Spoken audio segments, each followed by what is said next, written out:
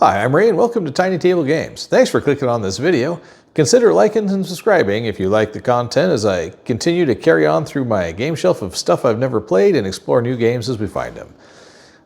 Thank you for watching, and today you're tuning in to Legends of Andor, Legend number 2. It's actually Adventure number 2, but for whatever reason they call everything Legends in this game.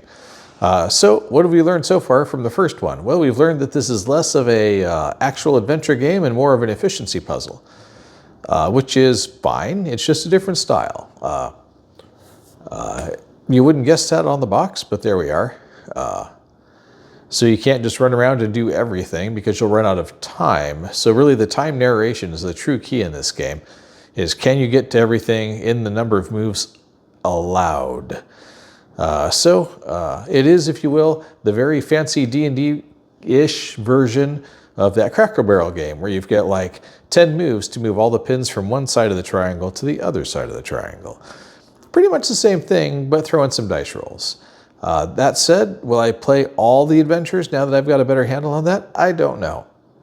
Efficiency puzzles are not my favorite, but we will certainly give it another swing, and we will try a Legend number 2 of 5 that come in the game. So that said, let's get to it. So here we are. We've followed the setup instructions and notice that there's now a third dice available for the monsters, as well as a couple of these weird numbered black dice that I would call artillery dice if we were playing a 40k style game, but we are not. So I'm not sure how those are going to come into play, but we'll find out. There's a bunch of other stuff in the box that you don't actually pull out till something tells you to bother pulling it out. That said, we don't even know where the characters are starting yet, so let's get started with this adventure. And here's our adventure stack. Notice there are some cards that are green. The green cards are what are called easy mode cards, so we'll be skipping those and rather using the not so easy mode.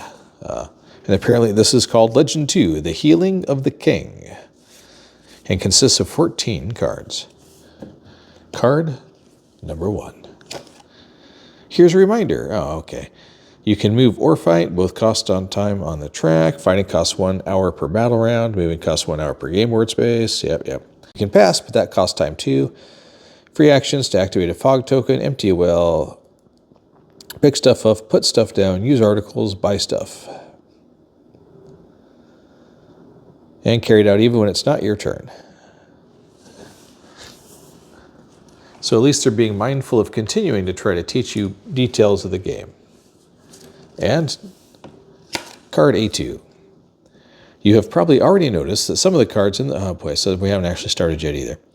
One with a green background or with a normal, it means you play the legend either 2 different difficulties, blah, blah, blah, blah, blah. Easier, normal. Yeah, okay. I like how they always say it's either easy difficulty or normal difficulty. So, you know, no shame or anything, but only a sad person takes the green one. So, the non-green Legend 2, The Healing of the King, card A3. Maybe we'll actually start with this one. No. Start by carrying out the instructions on the checklist card. Then get the following materials ready and arrange them next to the game board. The Witch and the Runestones Legend cards. 1 witch figure, 1 horseman figure, Prince Thorold, 1 tower, and 1 medicine herb of any value. Okay, so we got some stuff to get and set up. Okay, so we have the Witch and the Runestones Legend cards. Check. Don't know what we're doing with those yet, but we'll stand by on that. It just says get them ready. Here we have the Witch token. The Prince Thorold token. It seems very dramatic. Let's see. 1 tower, which is a little tower you assemble, which is kind of cool. And 1 medicinal herb, value not important. Okay, and stars have been placed on the letters C, G, and N of the legend track. As you can see right there, C, G, and N going up. And our narrator token is at the bottom. A gloomy mood has fallen upon the people. Rumors are making the rounds that Skrulls have set up a stronghold in some undisclosed location. The heroes have scattered themselves across the entire land in search of this location. The defense of the castle is in their hands alone. You'd think they'd buy some guards or something. Place your heroes on the spaces according to their rank numbers. Dwarf on 7, Warrior on 14, Archer on 25, and Wizard on 34. Then place scores on 8, 20, 21, 26, 48, and 1 Skrull on 19. Many farmers have asked for help and are seeking shelter behind the high walls. I don't know why, because everybody seems to come to attack there. Place one farmer token on each of the spaces 24 and 36. All right, let's throw all those on the map. Okay, and as you can see, we've got the little gores and the scrawl out there. We got one right down here, a couple right there. The scrawl, the tougher guy, is all three of those are lined up pretty close heading for town, and two others, one up there and one over there, and our four heroes are kind of scattered around this first zone. Additionally, here's the farmer token. He's right there. Presumably he's going to run towards the castle as well. So that concludes everything on this card. So it's time to move on to legend card A4. There is no easy version of A4, so let's see what we got. The adventure starts with farmers. If you have the easy version, there's two farmers. The regular version, there's one farmer who can be brought into the castle. Players can move their heroes to a farmer token and carry it along with their own figure, like a bag of wheat. They can also do that if they just pass through a space to the farmer token. Oh, that's nice. That's the first time that's been the case. A hero can carry several farmer tokens at one time. Let's see. If a hero carrying a farmer moves to a space with a creature, or if a creature enters a space with the farmer is immediately killed and removed from the game. So once again, it becomes a space efficiency motion puzzle. Farmers who have been saved offer a great advantage. For each farmer brought into the castle, one extra creature can get into the castle without loss of the legend. Ah, I see. At first sunlight, the heroes receive a message. Old King Brander's willpower seems to have weakened with the passage of time, but there is said to be a herb growing in the mountain passes that can revive a person's life. The heroes must heal the king with the medicinal herb. Old Toby. To do that, they must find the witch. A witch! Only she knows the locations where this herb grows. The witch is hiding behind one of the fog tokens. Ah. Now continue to the legend card, A5. And note, all the fog tokens are out, so they all just run along the valley there. So, we've got a threat from the south that we'll have to manage. Somebody's got to run along there and check all the fog tokens till we find the witch. We're going to have to split the party a little bit. And somebody's going to need to grab the farmer and run to town. So, most likely, initially, the archer's going to do that since she can attack from one space away, but we'll see. All right. Legend 2, card A5, the Healing of the King. Take one. And it just seems like that. When a hero enters a space with the fog token showing the witch's brew, the witch is uncovered and read aloud. Note, there are two fog tokens that will bring gore into play. When the hero activates one of those, a gore is placed on that space. Okay. Now it's time to decide when the Runestones legend card comes into play. One player rolls one of the hero dice. Note the little dice pips shown in the legends track. Yep, I see those. Let's see. Place the Runestones legend card with its arrow pointing to the corresponding letter on the legends track. This card will be triggered when the narrator reaches this letter. Important, from now on, any articles, in addition to strength points, may be purchased from the merchants, spaces 18, 57, 71, for 2 gold each. See the equipment board for the functions of the articles. The witch's brew, however, cannot be purchased from the merchant. Each hero starts with 2 strength. Yay! The group gets 5 gold and 2 wineskins. Decide who gets what. Nice. So let's give ourselves 2 strength points, 5 gold, and 2 wineskins. So you can see right along there, the little dice pips they're talking about for where to put the Runestones card. So we'll just chuck a die real quick. It's coming in on 3, for good or ill. So that means it goes right here. E3. All right. Let's see. Now for the gold and strength points. Okay, so everybody starts off with 2 instead of 1 this time, so that's a plus. Because remember, that adds to your dice roll. So it's literally a plus. Let's see what else. 5 gold and 2 wineskins. Pick how you do it. Okay. Well, we need people who can add, and so she should get 2 because she has 4 dice. So people who have more dice should get more points added towards that, I think. So 2, and I guess 2 to the warrior, and 1 to the dwarf. Let's see. And then 2 wineskins, which lets them move for free twice. And the hero with the lowest rank will now begin. Well, that's always going to be Bait, the dwarf, because they have that hardwired into the game. So I don't know why they don't just say that. But off we go. It is also worth knowing we now have the equipment board in play. Now let's see. Strength points and all the articles displayed here can be purchased for 2 gold on the spaces with a merchant symbol, but not just when passing through. You can buy wineskins, a shield, a falcon. Oh, that's funny. It's like a delivery pigeon, the falcon. A telescope, uncover all the tokens on adjacent spaces. Oh, that's handy.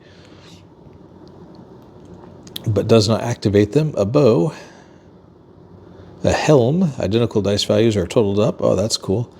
The witch. Cost for the brew, 5 gold. That's always important. The archer always pays 1 less. Well, guess who's going to go get it? And this is just on the back of the initial battle board, by the way. So efficient use, I guess.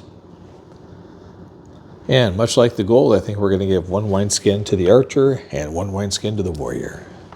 All right, so the dwarf is up. The yellow token, that is. There's a lot going on. I think we're going to move 1 to encounter that fog token because, hey, who knows, it might be the witch since they're randomly distributed. So we move 1 hour to move 1 space. That automatically triggers the fog token and we get an event card. Might be good, might be bad. Any hero with fewer than 6 willpower rolls a hero die and gets the rolled number of willpower points. Keeper Melkart's generosity. Okay, well, that's all right. Fewer than 6 willpower points. Nobody has fewer than 6. We just started. Everybody starts at 7. Thanks for nothing. Okay, they moved. They encountered a thing. That's the last thing they can do this turn. Next up, the warrior, I think, is going to move 1 space to here and spend his 2 gold to increase his strength from 2 to 3. He's broke, but that'll be handy. Okay, next up we have the archer. Well,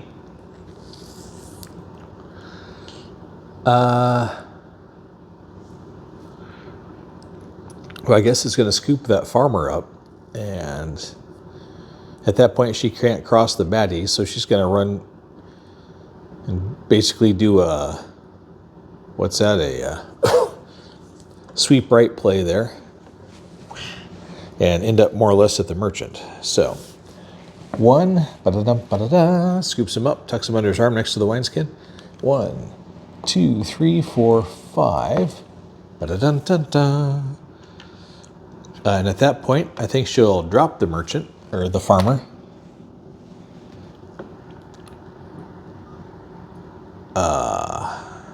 That costs her 5, but now she can turn in her 2 to increase the strength also. So she goes to strength 3 immediately also, which is handy considering how many dice she has.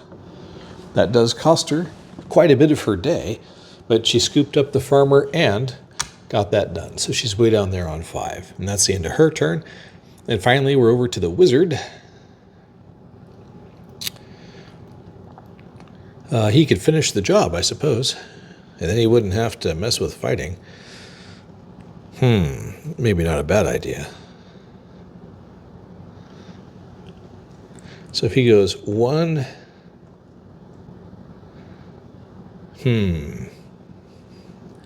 2, picks up the farmer, 3, 4, 5. So it takes him 5, but he gets into the city and flips the farmer over into a place where a monster can sit. I don't know whether that means they're feeding the monster, or feeding the monster the farmer, or what exactly is going on there. But anyway, that costs him 5 points too. And now we're back to the dwarf. And now it's time for a quick little bit of analysis on who can go where. So when the baddies go, they go in numerical order. So he's going to go to 3. He also wants to go to 3, so that means he'll actually bounce to 1. And then this guy will move to 4. That's not great. So if we can take this guy out, he's worth more, but he's tougher. But that'll prevent hopscotching and save us a turn. So the archer and the warrior are probably going to spend the rest of their time fighting that guy. That guy. Meanwhile, up here, 8 will go to 7, will go inside. So it looks like the dwarf and the wizard are going to spend their rest of their time fighting that guy. Granted, that'll advance us 2 spaces and trigger something, but I don't see a way around that. Maybe we can just trigger 1. In any case, we got the farmer in, so that's nice. But it is the dwarf's turn, so I think they will just spend 1 activation, or 1 hour I should say, fighting that gore right there and seeing if they can't take him in all by themselves. Now there's no surprises. You can see the little diagram for which kind of creature it is. So they have 2 strength and 4 willpower. Whoever goes to 0 willpower, aka hit points first, loses. The dwarf, meanwhile, is rolling 2 dice, has 7 willpower, and has 2 strength also. So unfortunately, even match. So Bait, the dwarf, gets to go first. Wow. So that's a grand total of 4. So basically she spent an hour getting her ass kicked, probably. Yep, 4 versus 8. So Bait loses 4 willpower. Right down to 3 right off the bat.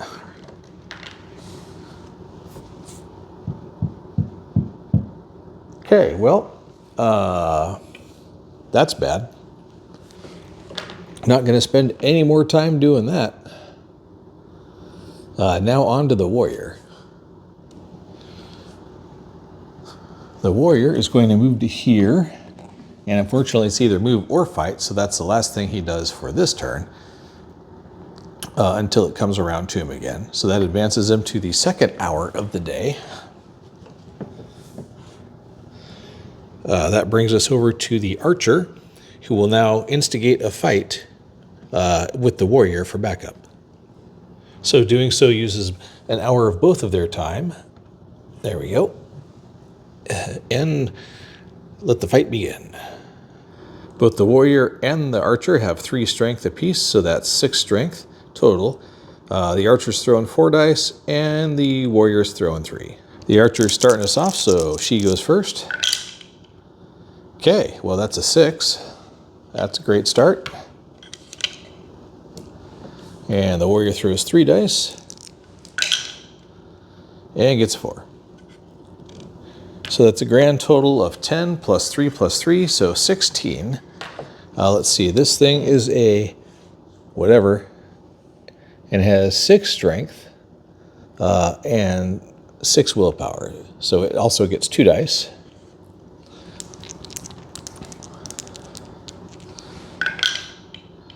And gets a grand total of 11. So 11 versus 16, so the difference is 5. So he loses 5 willpower, but he's not dead yet. So they got to do it again, I think. So that's her last daily action, unless she wants to burn some willpower, which she doesn't at this point. Working together to fight that muscly looking red-based dude there. And once again, she's throwing 4 dice. And once again, rolls a 6. And he's throwing 3 dice. And doesn't do too bad either. So that's a grand total of 17. Odds on him pulling this one out are not great, but you never know. Even if he gets a 6, that gives him a plus 6 for his strength. So that's a 12. So the difference is more than 1. So no matter what he rolls, he's dead. So no point in bothering. So he is out. And as you can see the little treasure map there, he is worth 4 gold or 4 willpower. And in this case, they're both taking the gold.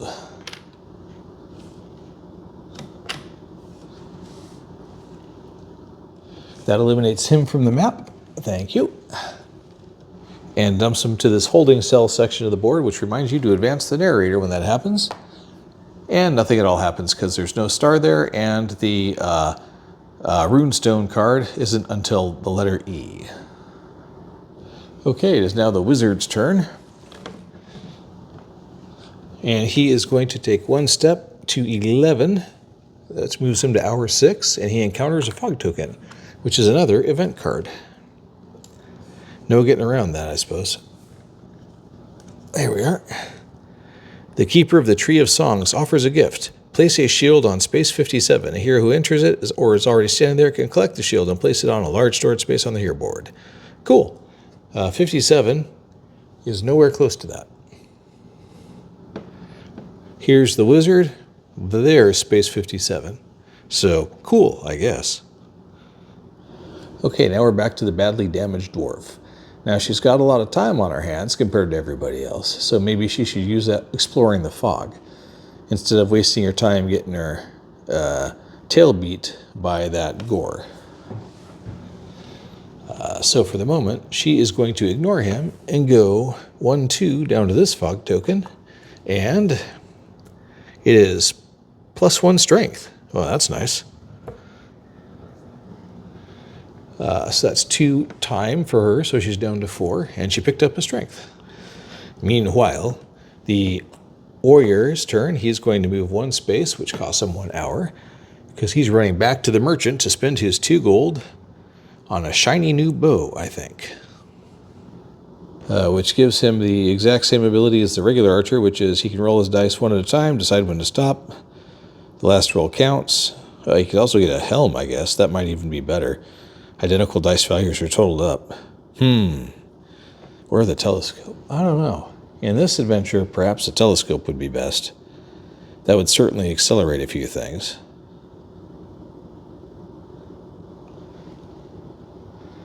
Yep, I think we'll do that. He's going to buy the telescope instead for 2 gold.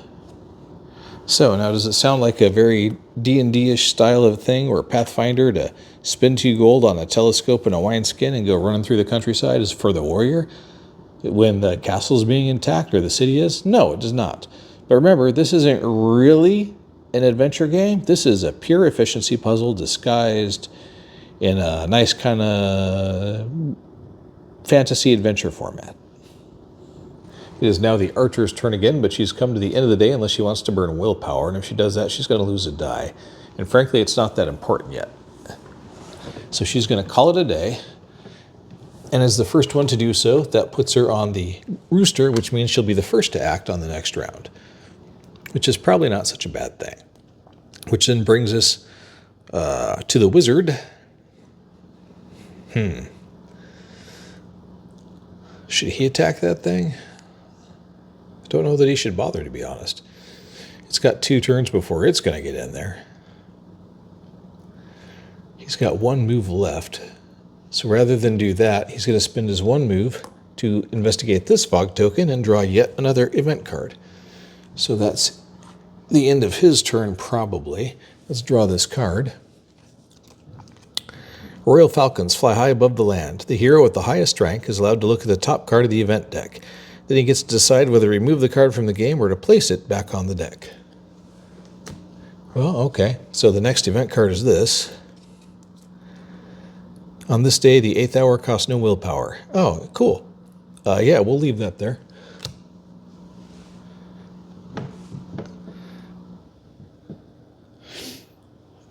Nice. All right. So that's about it for him. I'm not going to bother trying to flip that event card today, because tomorrow it'll be really handy when everybody can use it. So that'll be the end of his day. So he will be next after the archer. And now we are back to the dwarf, who still has a fair bit of time left. So 1, 2, down to this marker. So that costs her 2 hours down to 6. Because remember, we can't get anything done if we can't find the witch. And it picks up 2 willpower, which is great considering how badly damaged she was. So she picked up 1 extra strength to 3, and now she's picking up 2 willpower, so she's almost back to throwing 2 dice, which is why I have her exploring instead of doing something else. Okay, the warrior has 2 activations left, 2 hours in his day. So I think his best use is spent fighting, without question. And he needs to go defend the castle a little bit. So I think he's going to run here. 1, 2. That'll burn the last of his stuff for the day. But he's going to drop this off and hand it to the dwarf so she can have the magnifying glass or telescope and go looking in the fog. Which, incidentally, immediately activates this one, or turns this one over, and it is a +3 willpower. No one's gotten there to activate it yet, but they can see it because they're adjacent to it now. Oh, technically they're adjacent to this one across the bridge too. And there's the witch. Well, that's useful information.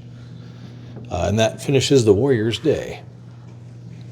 So that just leaves the dwarf, who has 1 move left. That 3 willpower is really tempting, but I think we're just going to go trigger the witch. The witch! Because remember, you can ignore monsters. Because remember, this is really an efficiency puzzle disguised as an adventure. I know I keep saying that, but that's to remind myself of that too. So that's her last action this turn, so she'll be going last next turn. And let's see what happens now. Okay, the witch has been found, so we now read her card aloud. This card is uncovered as soon as a hero has activated the token showing the witch. Finally, there in the fog, one of the heroes discovers the witch named Rika. The hero standing on the witch's space activates the fog token and gets her magic potion for free. Sweet, good job, dwarf. Let's see, place the witch on the space. From now on, a hero standing in the same space as the witch can buy her brew. The price depends on the number of heroes. Well, happily at least, this one's on the house. And she has room in her inventory for it. The archer always pays 1 less gold. In a battle, the witch's brew doubles the value of 1 die, and it can be used twice. Nice. Rika knows where to find the medicinal herb to heal the king. 1 player rolls to determine the position of the herb. All right. It's got to be the dwarf, because she's the one who's there, right? 4. A medicinal herb on space 67. That does not sound close. Place the herb on the space determined and add a gore to the same space. The gore must be defeated before you can collect the herb. The gore takes the herb with him when he moves at sunrise. Oh, interesting. When the narrator reaches the letter N on the legend track, the game will end, of course. The medicinal herb must be at the castle. So here's another monster, the gore. And here's the medicinal herb. And way over here is space 67. The only upside is the gore is actually going to come towards us, following the arrows, so once per turn. So now there's actually an incentive to go around killing monsters to accelerate this process a little bit. So that's interesting. Plus I want to get to that runestone business up on E. And every time you kill something, everything advances. But now we've come to the end of the day. So we do the end of day process, which starts with events. And we all know what the event card is this time because we already saw it, which is that for the next day, you can go to 8 without it costing you anything extra. So we're going to put that over there on the 8, just like it says to do. The next thing that happens is all the gores move. Those are the little guys. So we'll start, it's always got to be in numerical order. They're quite fussy about that. So let's see, he is on 8, so he goes to 7.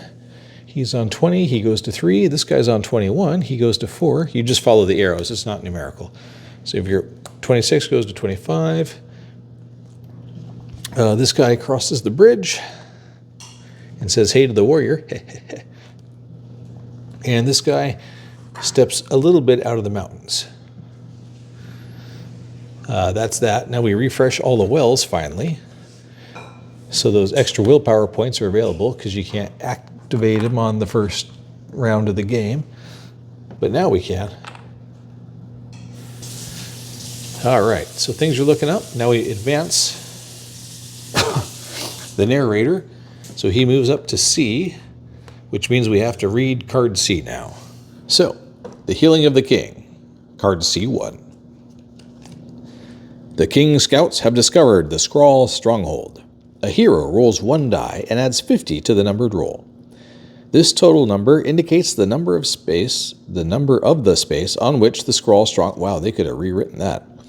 Place a tower on the space and a Skrull on top of the tower. At the bottom of the sea, if there is another creature on the same space, it is removed from the game. Bummer for it. The heroes may enter and pass through this space. The Skrull does not move. Other creatures that would move are instead advanced along the arrow to the next space. The scroll on the tower has 6 willpower and 40, geez Louise, and 40 strength points. Woo-wee! Mark the strength point total with a star on the creature display.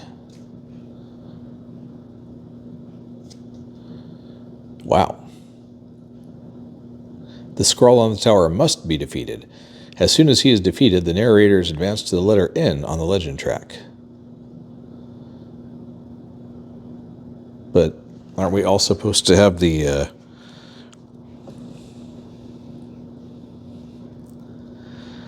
So the medicinal herb from the previous card has to be back at the castle, and we got to defeat the scroll. And there's more unsettling news. Rumors are circulating about cruel wardrakes from the south.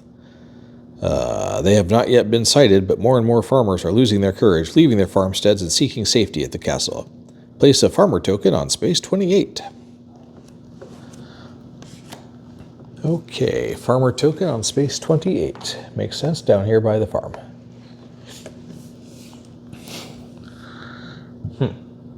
And we need to roll that die and see where that tower goes. 56 is where that tower goes.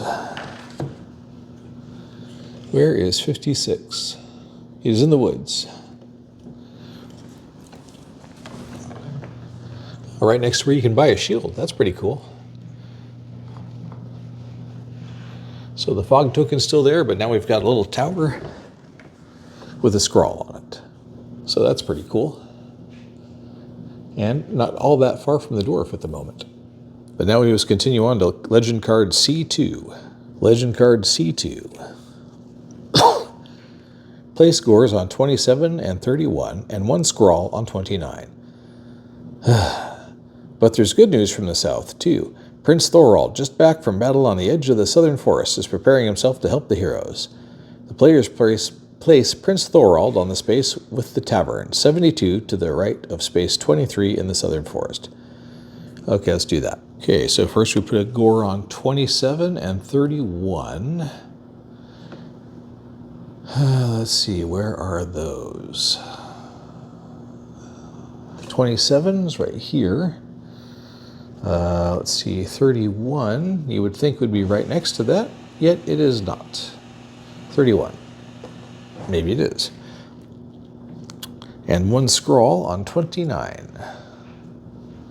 And right here.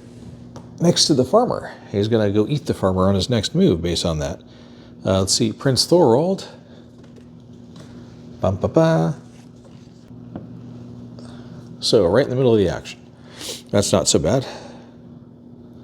If the prince is standing on the same space as a creature, he counts as 4 extra strength points for the heroes.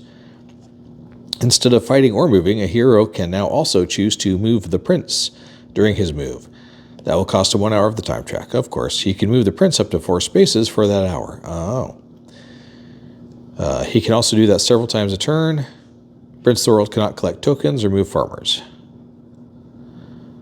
Cool. And will accompany the heroes up to letter G. The legend is won when the narrator reaches the letter N and the castle has been defended, and the medicinal herb is on the castle space, and the scroll in the tower has been defeated. Well, okay, at least they summarized it all. Okay, well that's quite a few changes from the previous day. The start of day 2 is looking quite a bit busier. First, we're going to have to defend the castle. I don't see any way around that. Although the archer plus the prince can pretty well take care of that, I suspect. So that might be where she starts, because she's starting off the day anyway. And if she runs over into that well and picks up some... Well, yeah, she's going to have to get over there to be adjacent to those guys anyway. So, we'll start with the archer cleaning up around the castle. The warrior...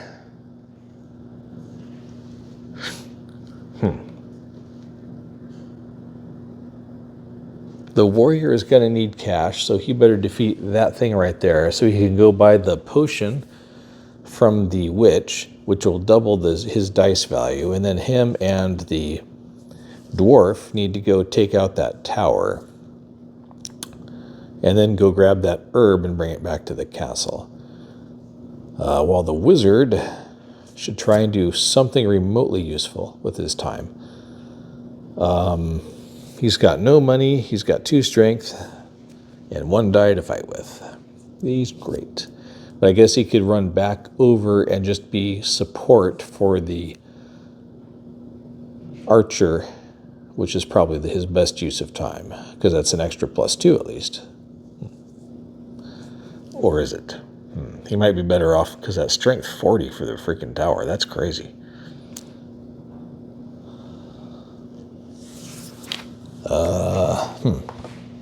Here's where the optimization puzzle really begins, and there's the strength 40 for the tower. Okay, it's time for the archer to do her thing. So, first action,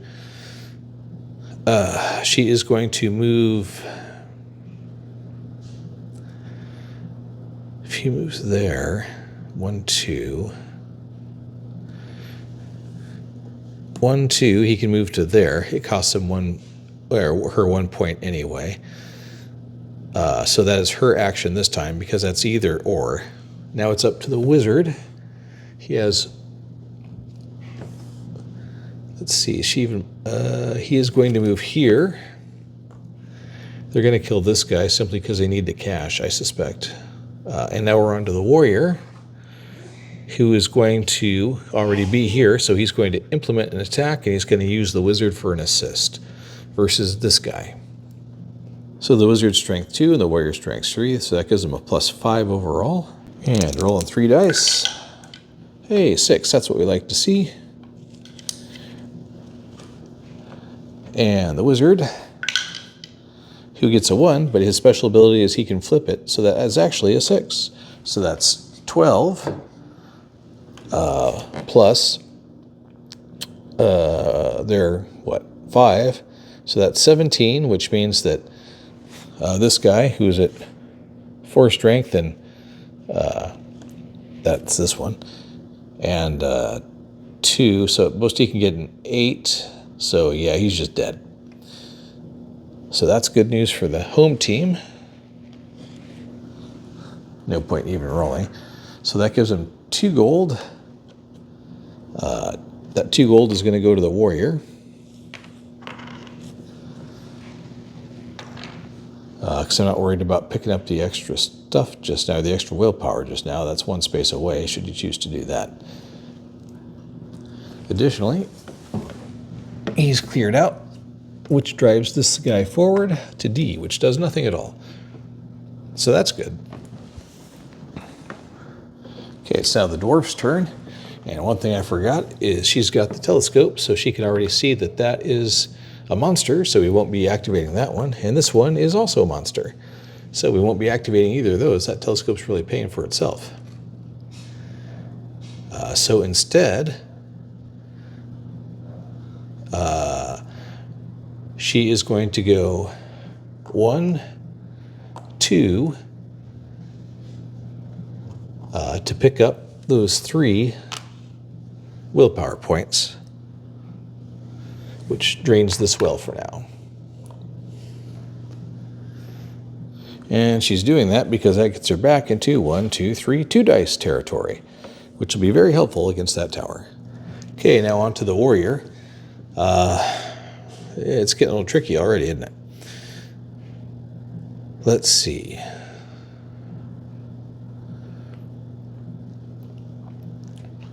He's got a couple of choices here. He can pick up 3 right there. We got a farmer over here, but you can scoop up the farmer on the way.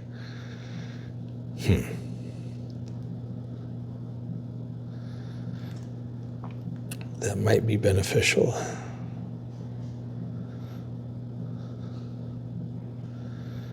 And then he can stop and buy something there. In this case, probably strength. Either that or the helmet.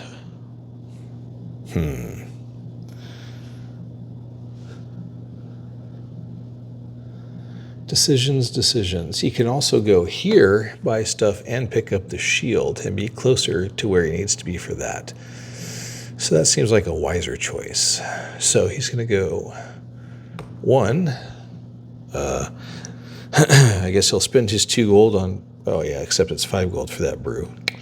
So he's not doing that. 1, 2, 3, 4, 5. So that takes him down to 6. He's picking up the free shield, which is nice. And he's spending 2 gold on increasing his strength to 4. Or should he spend his 2 gold on getting a helmet? Efficiency-wise, a helmet's the better choice, because he rolls 4 dice, and if he gets doubles, he gets to use both of those. And amusingly, just like the shield, there's a little spot for the helmet right on top of the head. So it doesn't actually take an inventory slot. Now over to our very busy archer.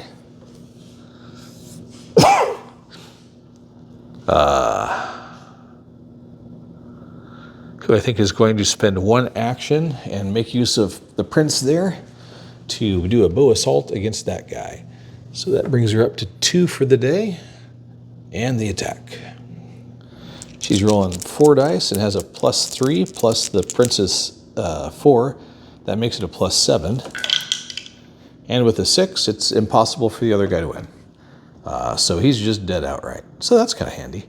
Let's see, should she pick up gold or should she pick up... she should pick up gold. So that's 2 more gold. So she can start amassing it for buying more stuff. This guy is removed. We once again advance the narrator track, but still no change there, so that's good. And that's the end of the archer's turn for the moment. Now the wizard, who doesn't have any cash or much of anything else, is going to do a slight change in plan, I think. He's got a lot of time left on his hands, remember, because they can play till 8. So I think he's going to go help the city out.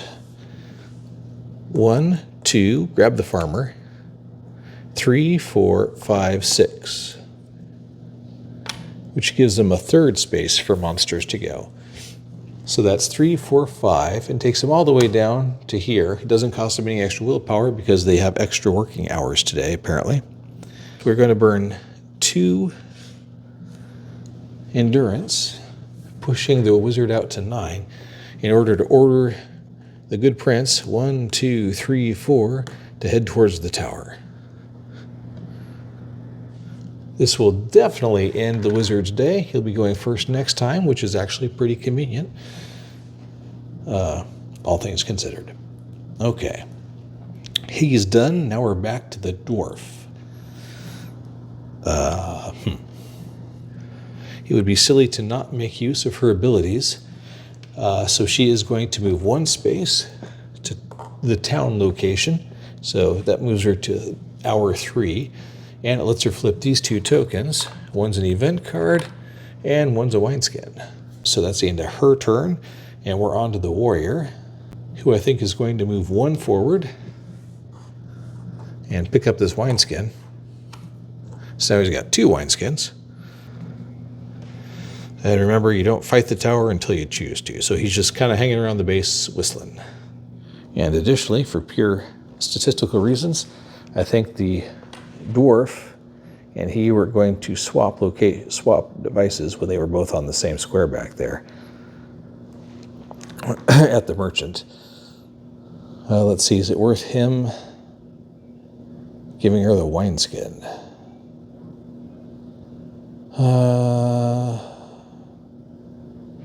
Maybe. Yeah, it probably is.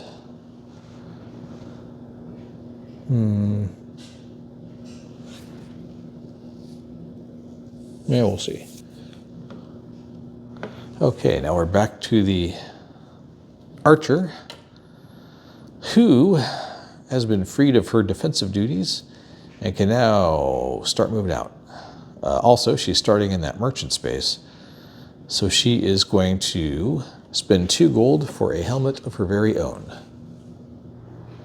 So she picks up a helmet, which looks silly, but okay.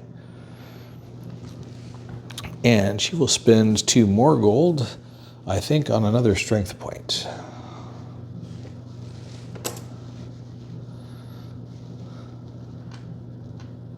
Bumping her to a 4. That done, now she can start moving. So, she's going to go and use her wineskin to move 2 squares for free. 1, 2.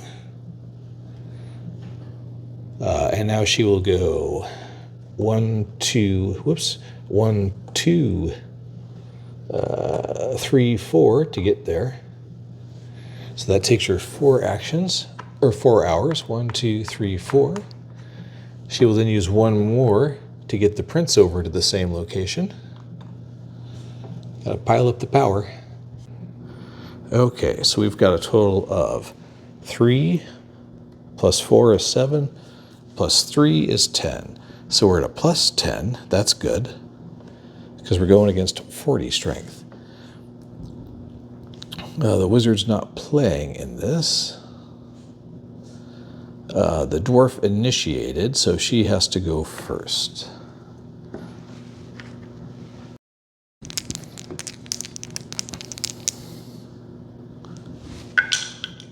And she gets a 6. Way to deliver. Now it's to the warrior. He is rolling 3 dice. And he has his brew. Happily, you get to decide after you roll the dice if you're going to use it.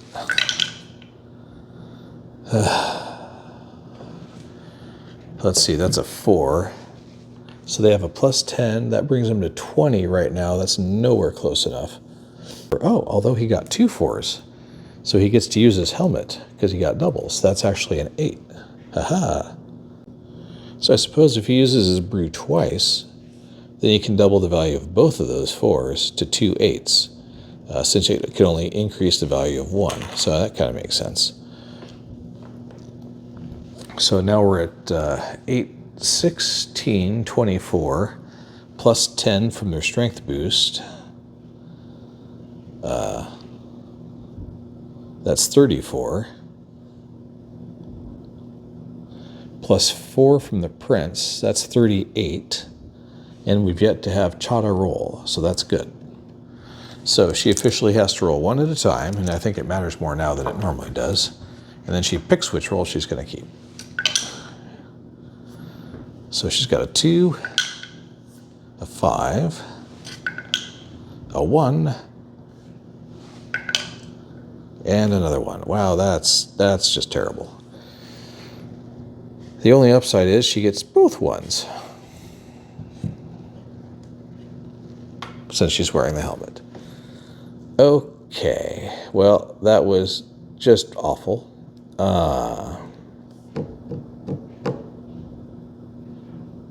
Crumb. Needed better, people. We needed better.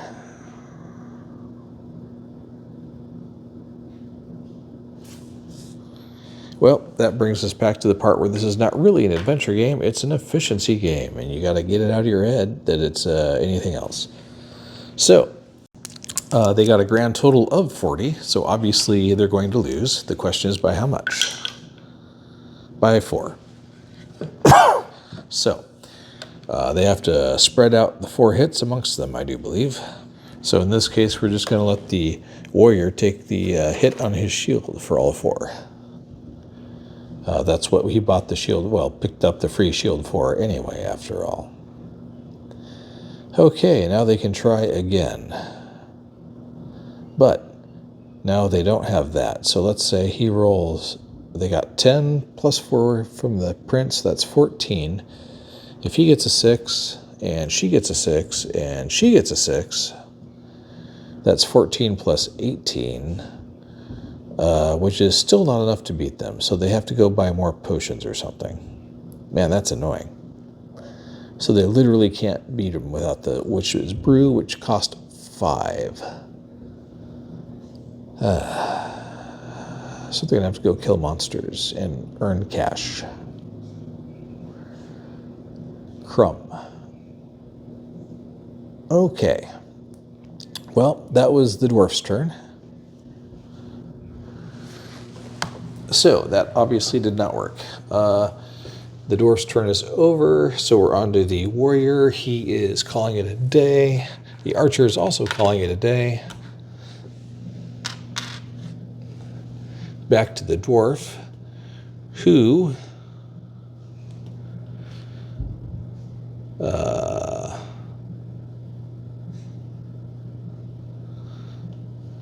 I guess we'll go first 1 to encounter this card just to see what it is.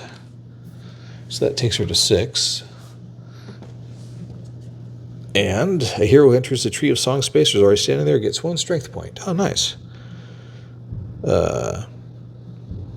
Cool. So she will use her last movement there to go to the tree of song space and pick up that strength point, so she's up to a 4. So that was worth her time. And after that, she will use her last move for the day to move back into here because she doesn't know what else to do. And that ends the extra time on the day.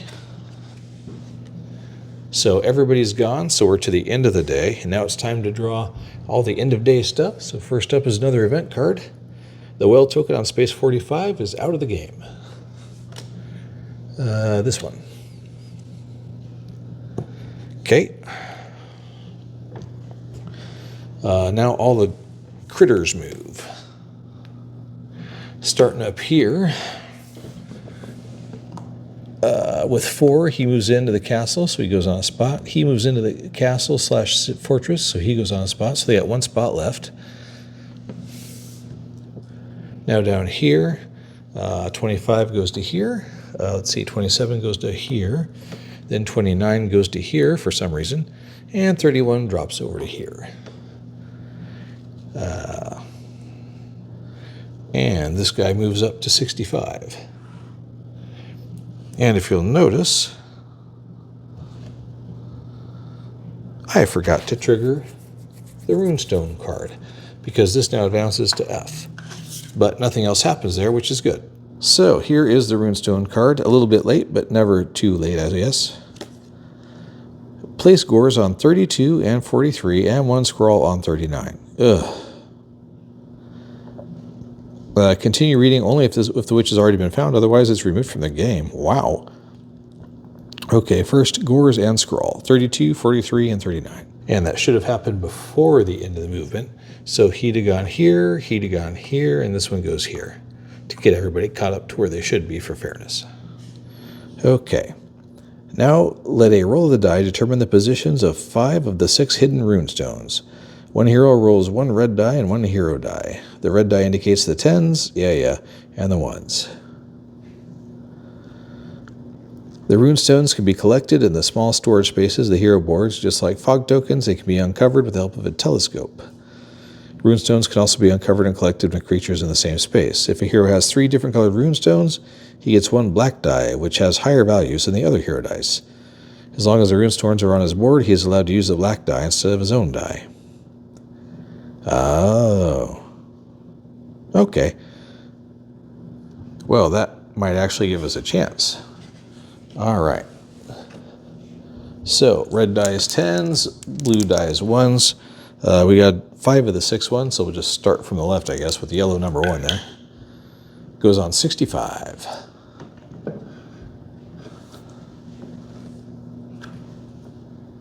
And 65, somewhat conveniently, I guess, is right there with that guy with the herb that they need to pick up anyway. Maybe they'll give up on the tower and go nab all that. Next up is the next yellow stone on 54. Okay, well, that changes the calculations a little bit. The group's got some work to do, and the wizard should get over there too. So he's going to start it off and go sprinting through the area to deliver that runestone to everybody, I think, because he's not going to be able to help the castle out that much anyway, all by himself. So, cue the music. Let's see. Bum, bum, bum, bum, bum, bum, bum, bum, bum. Yoink. Bum, bum, bum, bum, bum.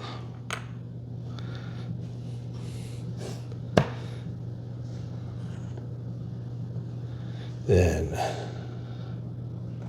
3, 4, 5, 6, 7. It took him his whole day, but he managed to run all the way over there. And he's going to toss. Who's going to get it? I guess the warrior should really get it, because he's still slinging the most dice. So that makes sense. Although, actually, maybe the dwarf should get it, because she is not slinging the most dice. That's a tough call. Although, actually, the die in question is a 12, a 10, a 10, an 8, a 6, and a 6. And since the flip the die to the opposite side ability is in play, it may be best for the wizard to have it. So I think I'll keep him with the wizard, actually. And he's already at the tower now. So next up is the warrior, and he's got a couple of fresh wineskins. So he is going to burn one wineskin to send himself this way. 1, 2, 3. So that's 3 of his 4 wineskins. And the 4th one he's going to use. Should he bother with that guy? I don't know that he should. I don't think he will. But he can pick up these 2, because you don't have to defeat the baddie for that. He still has 1 wineskin use left. So he hasn't spent any time at all, which is fantastic. And now it's over to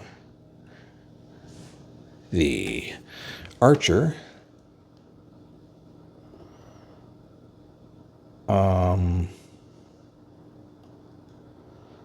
Who is going to what?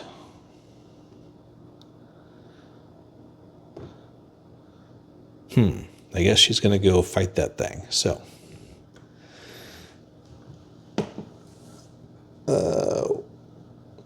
1, 2. Oh, and that triggers this fog. Didn't even notice that. Oh, which is 1 gold. That's nice.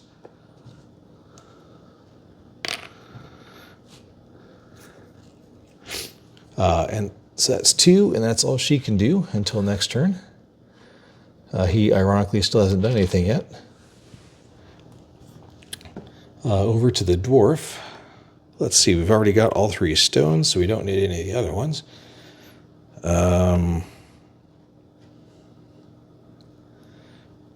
Let's see.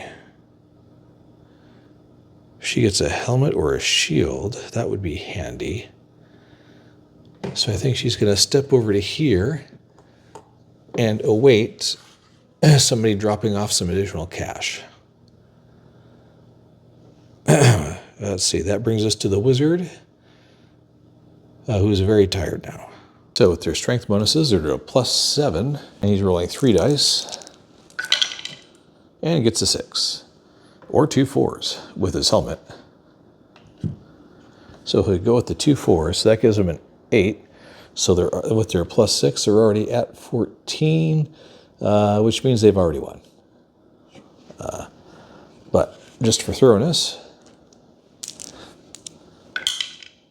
the archer will take the 4 just to finish it out, which allows the warrior to pick up the herb, and he's just going to dump his last bit of wineskin there, because who cares about that? This goes to there, so we have to advance this. So we'll be reading card G in just a moment. And we're going to give those 2 gold to the warrior, and now we have card G, which is when the prince, I believe, leaves. Prince Thorald joins up with the scouting patrol with the intention of leaving for a few days, but he is not to be seen again for quite a long time. He is removed from the game. Black shadows are moving in the moonlight. The rumors were right. The Wardraks are coming. Place Wardraks on spaces 26 and 27. Yeah. A Wardrak has 10 strength and 7 willpower and uses 2 black dice in battle. Yeesh. Identical dice values are added up. Yikes. For every Wardrak defeated, the heroes gain 6 gold or 6 willpower, or any combination of the 2. Defeated Wardraks are placed on space 80. To prepare for a collective battle against this powerful creature, calculate your collective strength points and place a star on a game board space with a number matching your total collective strength points. As a tip. Well, yeah, because those stink. 26 and 27. Okay. Okay, so the prince is out. And these two little nasty guys go down here on 26 and 27. Their stats are a lot worse than their picture, I must say. I'm really glad that happened at the end of the day-ish. Or at least before everybody got to move. Yikes. Okay. So we're on to the warrior, or excuse me, the archer now, who is going to go 1, 2, back to here, and drop off a gold to the dwarf. So the dwarf can out of turn, because you can do that. Use it to, or should they just buy strength? Yeah, maybe just buy strength. We'll increase the archer's strength to 5. So that's all she's doing. So she just goes that 2 spaces. And the wizard is still done, because he's very, very tired. Let's see. So back to the dwarf, who's just going to step up to here, I suppose. Is that really the best thing to do? Out of cash. Yeah, honestly, it probably is. Don't want to advance it farther than we have to. So, yep, just stepping up to there to be ready. Then he comes back. 1, 2, 3. 1, 2, 3. And transfers all the 2 gems to the wizard.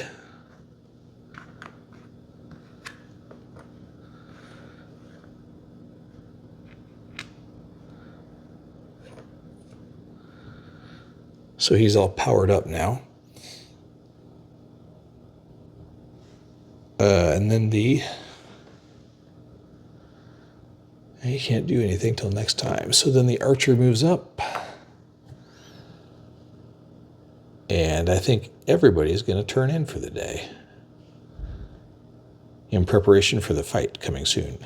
Okay, the first thing that happens is a card. Any hero who is not in a forest space, in the mine, in the tavern, or in the castle loses 2 willpower points. Happily, they are in the forest. So, cool.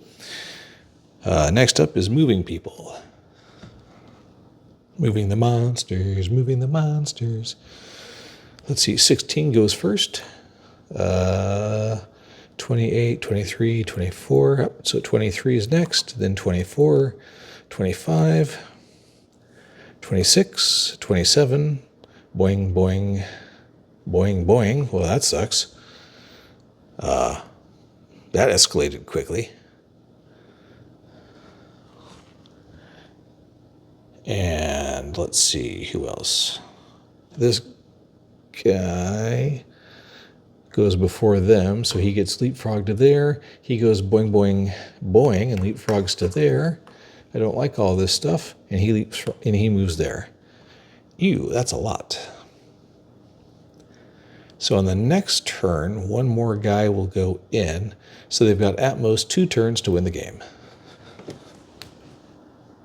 All that leapfrogging is what did them in.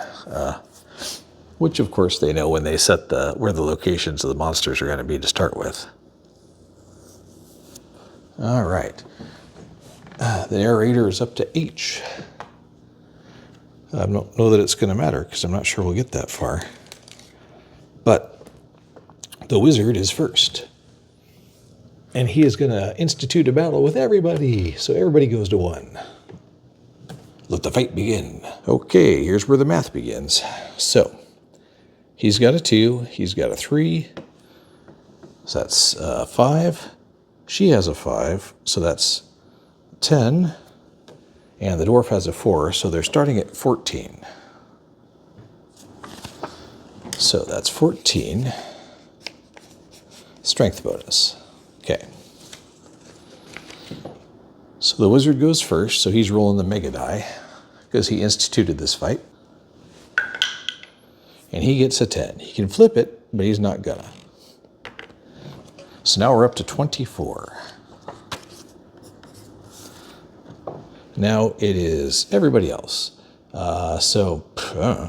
I guess sure, why not the warrior?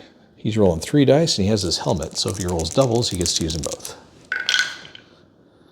Yeah, sadly he didn't, but a 6 is not terrible.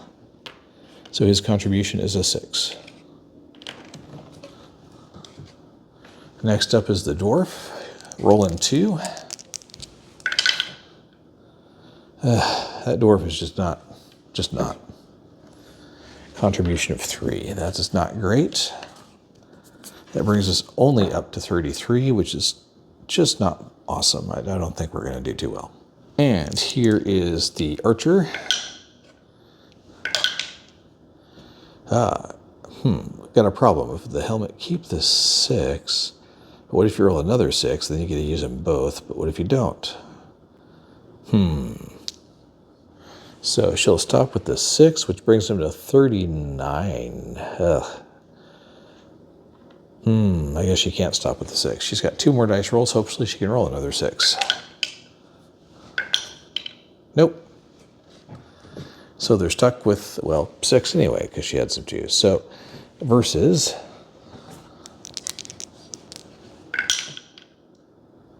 that one's cocked. So they lose 4. So we'll eat it with the shield, and we will try again.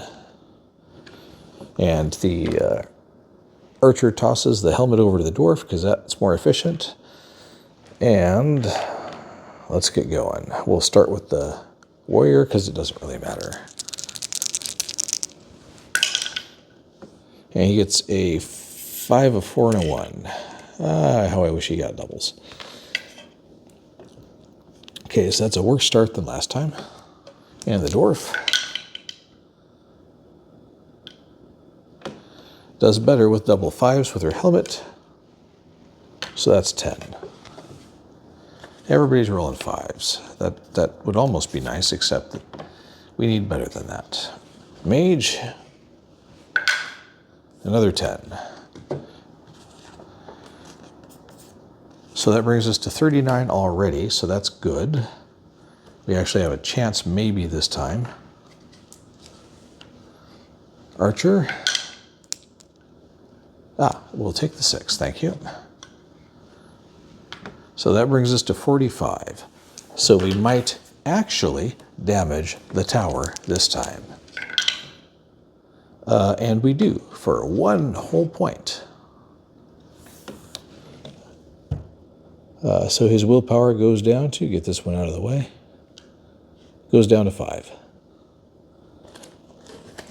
And we will fight again. We got a lot of time today. So we'll have the warrior start off. Well, at least he gets the 6. Now the dwarf, not as good. I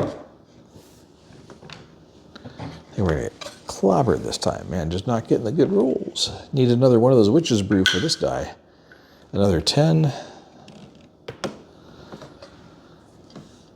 30, so we literally can't win this time. Now we just got to see how badly we're going to lose. Wow. So 4. So that brings us to 10, 20, 34. Ouch.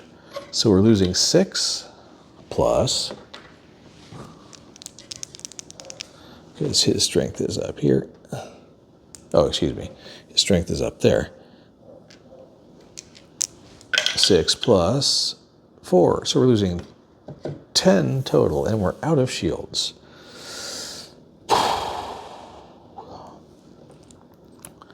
Okay, well, the wizard can soak 6 of them. And I guess the ranger is going to have to soak the other 4. 2, 3, 4. And we try again.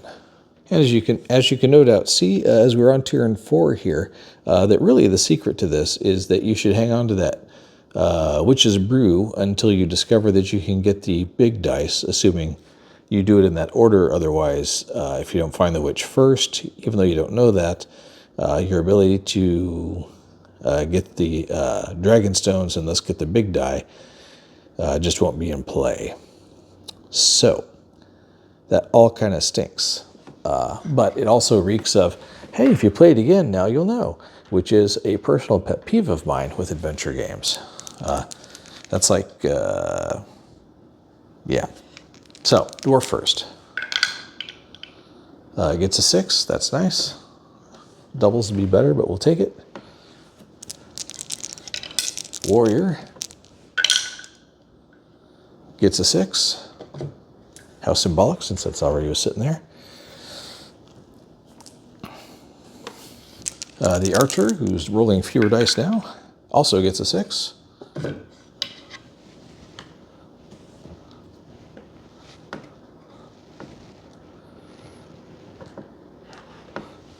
And the wizard with the big die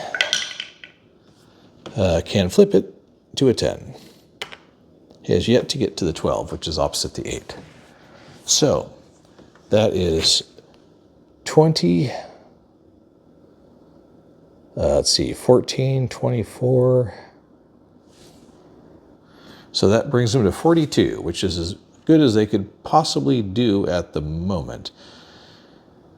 That's not great news.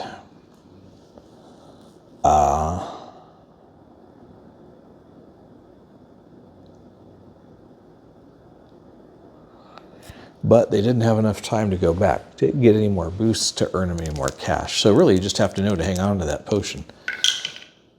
Yep, so they lose one more willpower.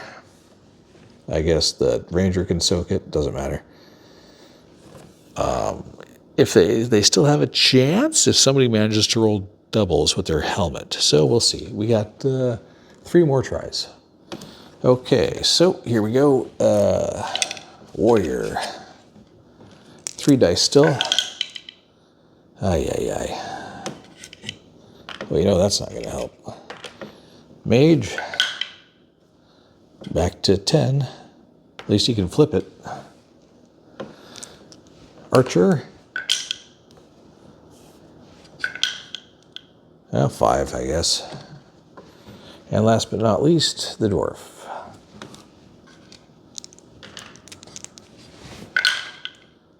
Five. So they're taking a whooping this time.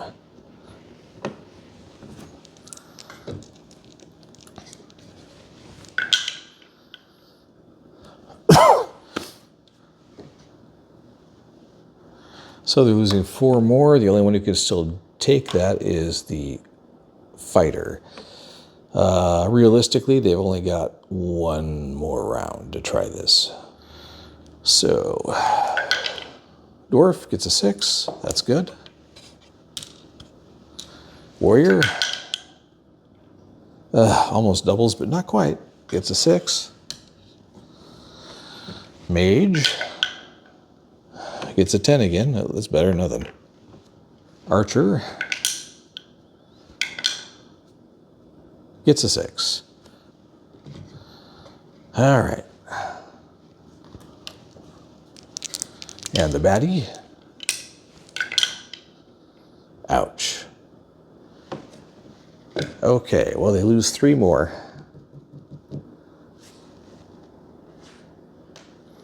Yeah. And with that, there is absolutely no possibility of the heroes winning this adventure. It is too far gone for them numerically. They don't have enough dice anymore. To earn 5 more gold or 4 more gold for the archer to go purchase another potion to double one of the dice, which you can do up to twice, would require them killing 2 more monsters, which would require at least 2 more turns because we're almost at the end of the day. But the monsters are 2 turns away from overrunning the city and ending the game. Blew it using that potion too early is what it comes down to. You need all 4 people, and if you can manage to get the prince over there for the extra +4, that won't hurt either. But in any case, what you really need is somebody using the stone so they get the black die, and then using the witch's brew to double that to really finish off that tower. So that's kind of reminds me of the old Sierra games where you got to have everything just right and add it together to get it. And if you don't, reload the game, start again, and then get it that way. Which was not my favorite then, and it's not my favorite now. I'll have to think about whether I'm even going to do the third one, because frankly, I do not like that style of game, and I'm a little disappointed in it. Nonetheless, I am Ray. This is TinyTableGames. Thank you very much for watching. I can see how some people really like this game, but it's just not my style. I'll see you next time. Hey, it's Ray from the next day, cutting in here because I was down to 3% battery when I had to finish that one off.